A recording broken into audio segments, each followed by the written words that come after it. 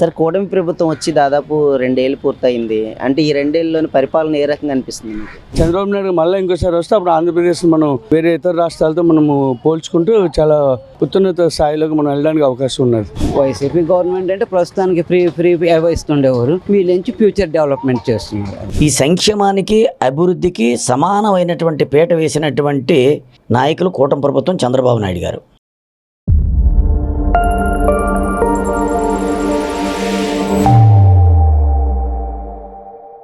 Sir కూటమి ప్రభుత్వం వచ్చి దాదాపు 2 ఏళ్ళు పూర్తయింది. అంటే ఈ 2 ఏళ్ళలోని పరిపాలన ఏ రకంగా అనిపిస్తుంది మీకు? మాకైతే తెలిసినందుకు బాగానే ఉందండి. అంటే ఇండస్ట్రీస్ కానీ లేకపోతే ఇవన్నీ కూడా అందులో మన ప్రత్యేకంగా వైజాగ్ కూడా హైట్ హబ్గా ఉంది. అందువల్ల ఏంటంటే ఇన్ ఫ్యూచర్ మన గురించి కాకపోయినా మన పిల్లల గురించి అయినా లాంగ్ అయినా బాగానే ఉంటుందని మా ఉద్దేశం. అన్నీ వస్తున్నాయి కాబట్టి గత 5 అనేది కంటే మెరుగ్గా చాలా బాగా మాకైతే అనిపిస్తుంది. లాస్ట్ గవర్నమెంట్ వైసీపీ గవర్నమెంట్కి ఇప్పుడున్న కూటమి గవర్నమెంట్కి తేడా ఏంటి సార్? తేడా అంటే ఇది వీళ్ళు ఏంటంటే డెవలప్మెంట్ గురించి వీళ్ళు ఆలోచిస్తున్నారండి. వాళ్ళైతే డెవలప్మెంట్ అనేది నాకైతే అనిపించలేదు. ఎందుకంటే ఇన్ ఫ్యూచర్లో సెంట్రల్ గవర్నమెంట్తో వీళ్ళకి ఈ టైఅప్ ఉంది కాబట్టి ఏదైనా ఫండింగ్ కానీ ఏదైనా తేడానికైనా వీళ్ళకి సత్తా ఉన్నదనేది ఏదైనా డెవలప్ ఇలాంటప్పుడు చేసుకోవడానికి అయితే బాగుంటుంది. కొన్ని నిర్ణయాలు అయితే బాగానే అనిపిస్తుంది. పెన్షన్ విషయంలో ఉన్నాయి, కాకపోతే ఏంటంటే ఉచిత పథకాలు అనేది ఒక్కొక్కరు ఆ విధంగా పెట్టుకుని పోతుంటే ఇబ్బందిగా ఉంటుంది.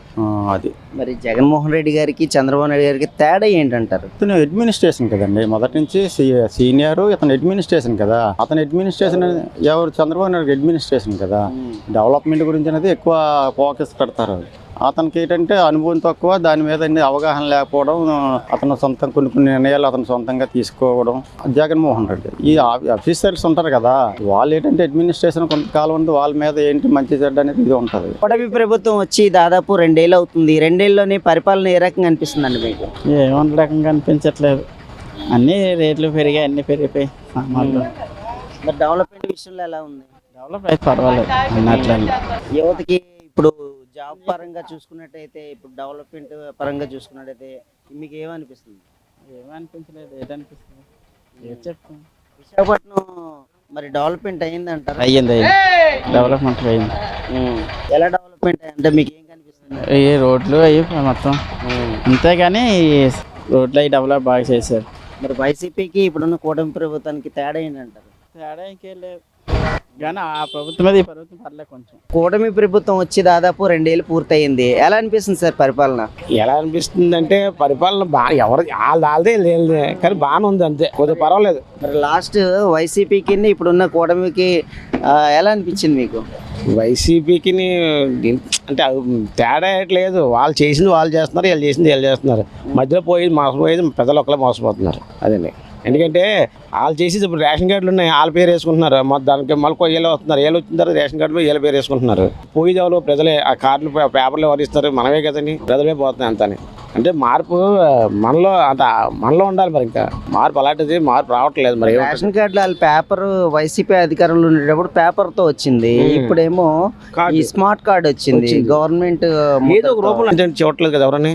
ఇప్పుడు పట్టాదారు పాస్బుక్ మీద వైఎస్ఆర్ వస్తుంది, ఇంకో కొత్త ఈ పాస్బుక్ మీద చంద్రబాబు నాయుడు వస్తుంది. అంతేనే. చంద్రబాబు నాయుడు కాదు, ఏదైతే గవర్నమెంట్ అలా రాలేదు. ముందు రాజముద్ర ఫస్ట్ అలాగే అది వచ్చేది. పోనీ అది వదిలేసండి. ఇప్పుడు ఆరోగ్యశ్రీ ఏంటంటే రాజశేఖర్ పెట్టాడు. రాజశేఖర్ పెట్టిన ఆరోగ్యశ్రీ అంటే ఆరోగ్యశ్రీ రావాలి. వైఎస్ఆర్ ఆరోగ్యశ్రీ, మళ్ళీ ఏమో చంద్రన్న ఆరోగ్యశ్రీ, ఇవన్నీ వస్తున్నాయి కదా. అవన్నీ మళ్ళీ కొత్త మారుతున్నాయి. ఆ పేపర్ అదే మ్యాటర్, నెంబర్ అంతా అదే, పేపర్ మారుతుంది. ఆ పేపర్ మారడం వల్ల మా ప్రజలకి డబ్బు ఖర్చు అవుతుంది తప్ప అంతకంటే ఇంకేట్లేదు. రూపాయి మారదు కదా. కూటమి పరిపాలన వచ్చి దాదాపు 2 ఏళ్ళు పూర్తయింది. ఈ 2 ఏళ్ళలో కూటమి పరిపాలన ఏ రకంగా అనిపిస్తుంది? బాగుందండి, డెవలప్మెంట్ అయితే చాలా బాగా చేస్తున్నారు.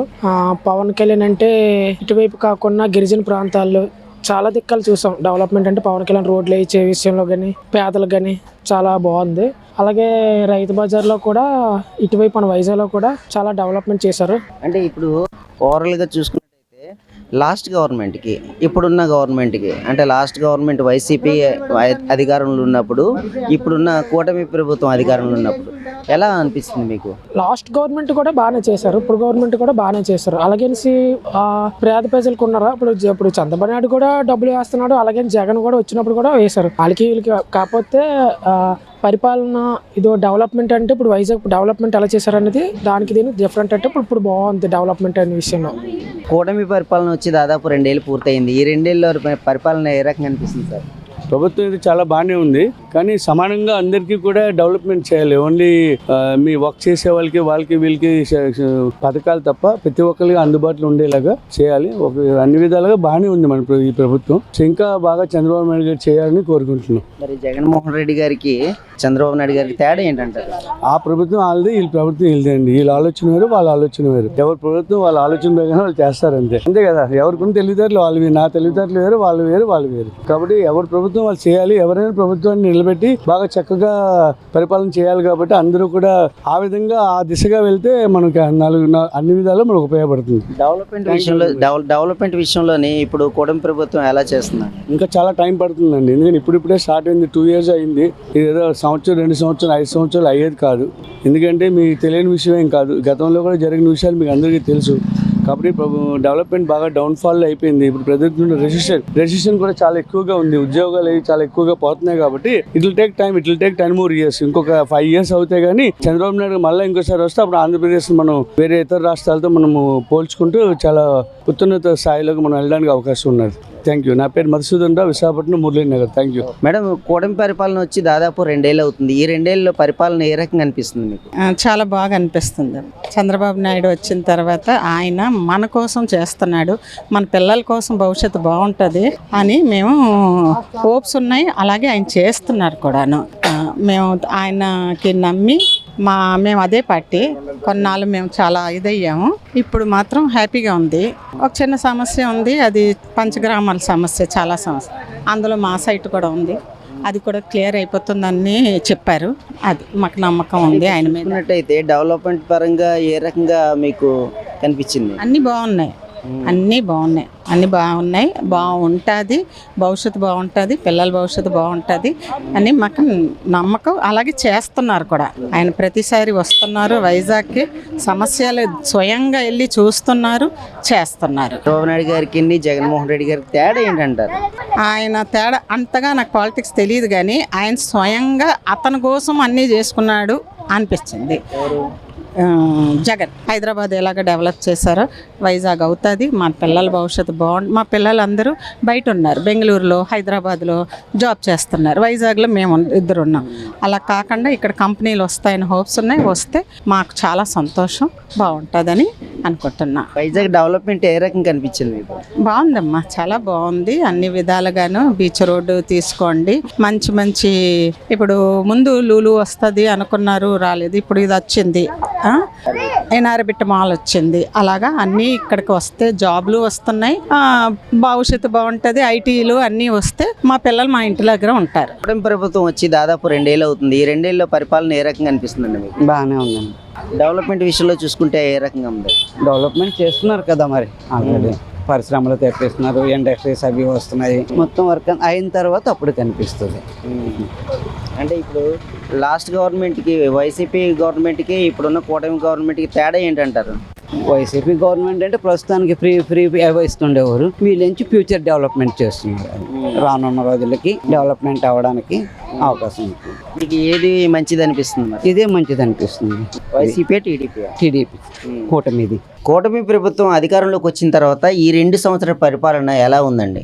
కూటమి ప్రభుత్వం అధికారంలోకి వచ్చిన తర్వాత పేద, బడుగు, బలహీన వర్గాల ప్రజలు చాలా సంతోషంగా ఉన్నారు. నెంబర్ 1. ఎందుకు? 2 అండి. ఈ రాష్ట్రానికి 1 సంక్షేమం, 2 అభివృద్ధి. ఈ సంక్షేమానికి, అభివృద్ధికి సమానమైనటువంటి పీట వేసినటువంటి నాయకులు కూటమి ప్రభుత్వం, చంద్రబాబు నాయుడు గారు.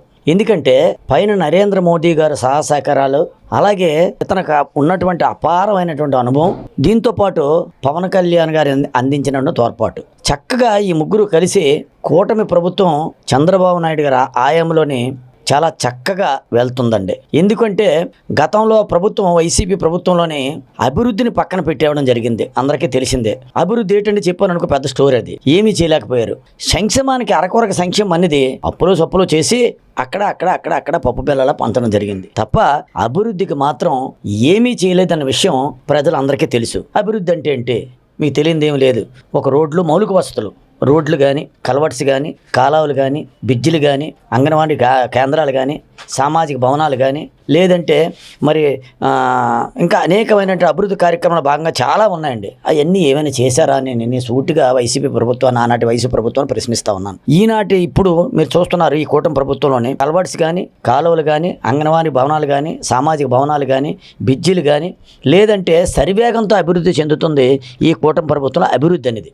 సంక్షేమం ఏదైతే సూపర్ 6 పథకాలు ఆ రోజు చంద్రబాబు నాయుడు అనౌన్స్ చేశాడు, నీట్గా పెన్షన్ పెంపుదల అయితేనేమి, స్త్రీశక్తి పేరుతోనే మహిళలకు బస్సు ఇదైతేనేమి, అలాగే అతను ఇచ్చినటువంటి హామీలు ఇప్పుడు మరలా కొత్త పెన్షన్ విధానం మరలా ఈ నెల నుంచే అమలు చేయడం అయితేనేమి, డిఎస్సి విధానం అయితేనేమి. డిఎస్సి వచ్చిన వెంటనే గత ప్రభుత్వంలోనే మీకు తెలుసు సచివాలయాల్లోనే ఆ వాలంటీర్ పోస్ట్ 5,000 రూపాయలు తప్ప ఇంకా ఏ పోస్టులు లేదు. ఇప్పుడు డిఎస్సి టైం టు టైం విడుదలవ్వడం, టైం టు టైం పోలీసు ఉద్యోగాలు వేయడం, అలాగే ఎవరైతే ఉపాధ్యాయులు ఉన్నారో వాళ్ళకి పెద్దపీట వేసి వాళ్ళే ఈరోజు ఉద్యోగ రూపంగా 16,000 పైన పోస్టులు ఇవ్వడం. గతంలో ఇదే టీచర్ని ఎక్కడైతే మందు అమ్మారో అక్కడ మందు అమ్మ దగ్గర వాళ్ళ కాపలాకారుల దీని కింద ఈ టీచర్ని ఉపయోగించుకోవడం జరిగింది. అందరికీ ఆశాస్పదం నవ్వుకోవడం కూడా జరిగింది. ఈరోజు ఇదే గవర్నమెంట్ స్కూల్లో లోకేష్ బాబు గారి ఆధ్వర్యంలోనే ఎవరైతే బాగా చదివించినటువంటి ఉపాధ్యాయులకి డిస్టెన్స్ను స్కూల్లో నాటిలోని ఫస్ట్ క్లాసు 5 మార్కులు వచ్చినటువంటి వారి ఉపాధ్యాయులు టీచర్స్ని కూడా ఈరోజు మన లోకేష్ బాబు గారు విదేశాలు పంపించడం జరిగింది. అధ్యయనం చేసి ఇంకా మెరుగైనటువంటి ఫలితాలు వస్తాయని. అటువంటి దిక్సూచితోనే, ముందు చూపుతోనే, ఆలోచన విధానంతోనే కూటమి ప్రభుత్వం ముందుకెళ్తుందన్న విషయం చెప్పక తప్పదండి. జగన్మోహన్ రెడ్డి గారికి, చంద్రబాబు నాయుడు గారికి తేడా ఏంటంటారు? జగన్మోహన్ రెడ్డి గారు రాజకీయంలోనే అనుభవం లేనటువంటి వ్యక్తి. ఇదే పరిపాలనలోనే అపార అనుభవం ఉన్నటువంటి మేధావి చంద్రబాబు నాయుడు గారు.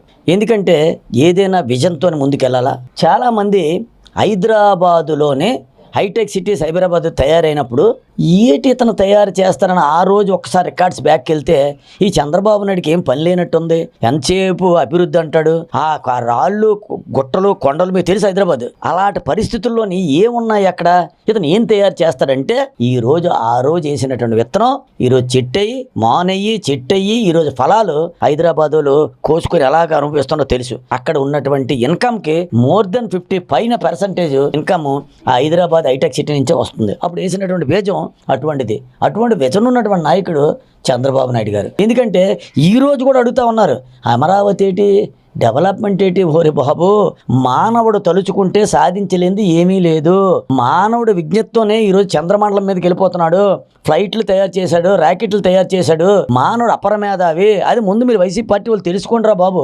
ఎప్పుడు అడిగినా ఏడు చేయగలడా అంతా హైదరాబాద్ చేసి చూపెట్టాడు. అక్కడ అమరావతి కూడా అలాగే చేసి చూపెడతారు. ఈ ఓవర్ నైట్ కి ఏదో అభివృద్ధి వచ్చేదండి. 1వ తరగతి తర్వాతే 10th క్లాస్ తర్వాత ఇంటర్మీడియట్ తర్వాత డిగ్రీ తర్వాత పీజీ తర్వాత ఫలితాలు మనిషికే. అటువంటిది చంద్రబాబు నాయుడు ఏం చేయగలడు, చేసి చూపెడతాడు. అతను ఏదైనా అనుకున్నాడంటే ఎయిర్పోర్ట్ ఏడు కడతారన్నారు. ల్యాండ్ ఎక్విజేషన్ చేసి ఎయిర్పోర్ట్ ఓపెనింగ్ దగ్గరలో ఉంది. అలాగే అమరావతి ఏడు కడుతున్నారు. మీ కళ్ళు ఉంటే చూస్తారు. అలా పోలవరం ఏటు కడతానన్నారు. త్వరలో జాతికి అంకితం చేస్తున్నారు ప్రధాని నరేంద్ర మోడీ. ఎప్పుడు మనిషి సాధించలేనిది లేదు. ఏం చేస్తారన్న మాట పక్కన పెట్టండి. మీ వైసీపీ ప్రభుత్వంలో మీరేటు చేశారు అనేది ఒకసారి గుర్తించుకోండి. ఈరోజు కూటమి ప్రభుత్వం అబద్ధం లేకుండా మీరు చెప్పండి ఏం చేస్తుందో మీ కళ్ళు కనబడుతున్నది. కాబట్టి మీరు అవ్వాకులు చెవ్వాకులు మానుకోవాలి. చంద్రబాబు నాయుడికి ఇక్కడ ఉన్నటువంటి ఏదైతే ఆ రోజు ఉన్నటువంటి ముఖ్యమంత్రులు ఇద్దరిని బేరేజ్ వేసుకోండి. జగన్మోహన్ రెడ్డి, చంద్రబాబు నాయుడు. మనం చెప్పవలసిన లేదండి. అపారమైనటువంటి అనుభవం. మీ నాన్నగారితో పనిచేశాడు. ఇంచుమించు 10 ఈ స్టేట్కి సంబంధించినటువంటి 10 మంది ముఖ్యమంత్రులు, 11 మంది ముఖ్యమంత్రులు ఆ రోజు చేసిన వాళ్ళతో పనిచేసినటువంటి ఆల్రెడీ ప్రతిపక్ష వాదాలో కూడా అప్పుడు ఉన్నటువంటి వ్యక్తి ఈ యొక్క చంద్రబాబు నాయుడు అండి. అతనికి విజన్తోనే ముందుకెళ్తాడు. మానవుడు సాధించలేనిది ఏమీ లేదు. అని నిరూపించినటువంటి వ్యక్తి చంద్రబాబు నాయుడు.